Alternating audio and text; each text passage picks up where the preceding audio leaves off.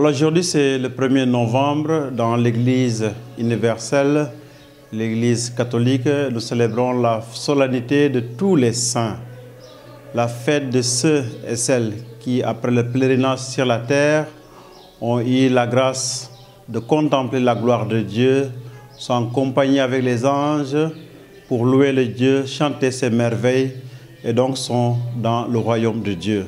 Et la fête de tous les saints a une signification importante dans la vie du chrétien. D'abord, nous sommes en communion avec l'Église céleste, la Jérusalem céleste, où les hommes et les femmes qui ont vécu selon la volonté de Dieu contemplent la gloire de Dieu. Saint Jean nous rappelle dans l'Apocalypse qu'il y a une multitude d'hommes et de femmes qu'on ne peut pas compter, qui sont habillés de blanc, qui ont des palmes sur les mains et qui contemplent la gloire de Dieu. Dieu est sur son trône, l'agneau Jésus également est là. Donc la fête de tous les saints nous rappelle d'abord la sainteté à laquelle tous les hommes sont appelés. Nous sommes tous appelés, après notre passage sur la terre, à être avec Dieu, pour le chanter, pour le louer, pour l'adorer et pour le glorifier. Donc on appelle à la sainteté, on appelle à une vie qui est conforme avec l'Évangile. Après, voilà, Saint Jean nous dira également, regardez de quel amour Dieu nous a aimés. Nous sommes enfants de Dieu et nous le sommes vraiment. Ce que nous sommes ne paraît pas encore clairement aux yeux des hommes de notre temps. Mais un jour viendra où nous verrons le Fils de Dieu face à face, nous serons semblables à lui. Mais seuls ceux qui vivent dans l'espérance, seuls ceux qui vivent selon l'Évangile pourront contempler cette gloire de Dieu. Donc on appelle pour nous chrétiens, justement dans notre vie de tous les jours, d'essayer de vivre l'Évangile et de façon particulière en ce jour de la solennité de tous les saints, de vivre les béatitudes. Heureux les pauvres de cœur, heureux ceux qui pleurent, heureux ceux qui sont persécutés, heureux ceux qui ont faim et soif de la justice, heureux ceux qui ont insulté à cause de moi. Réjouissez-vous, nous dit le Seigneur Jésus, car votre récompense sera grande dans les cieux. Donc fêter la solennité de tous les saints, c'est aussi se rentrer dans une dynamique d'espérance, de conversion, pour qu'un jour, on puisse contempler la face de Dieu. Et je crois qu'on soit chrétien ou musulman, on est tous appelés un jour à être avec Dieu dans le royaume, ce que nous appelons le paradis. Et voilà, cette année, l'archevêque de Dakar nous invite à regarder Jésus-Christ qui est chemin de vérité.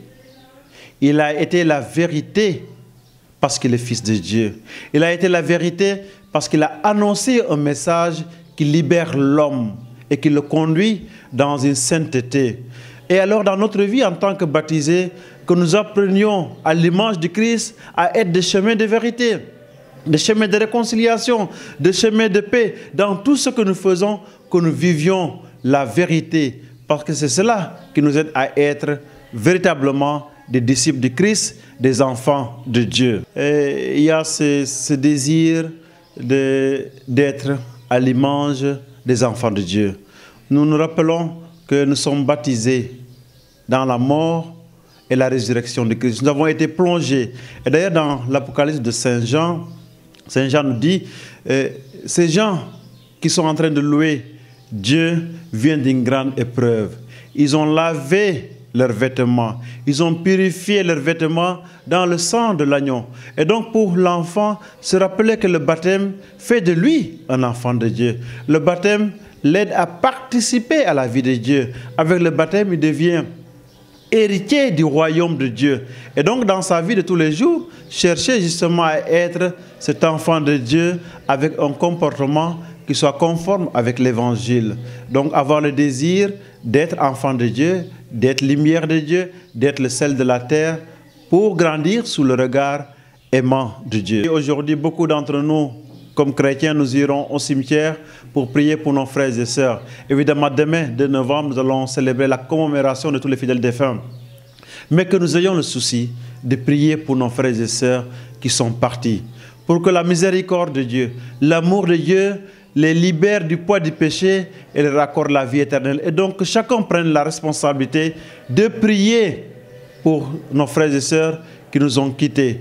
Que ça ne s'arrête pas seulement aujourd'hui, mais tout le temps. Que nous ayons des moments pour aller au cimetière, nous recueillir, prier pour eux, pour que le Seigneur leur donne la vie éternelle. Voilà tout ce que je voudrais dire à tous nos frères et sœurs, que ce jour nous rapproche davantage de Dieu, nous aide à avoir le désir de la sainteté, d'une vie qui est conforme à l'Évangile, qui est conforme à la volonté de Dieu.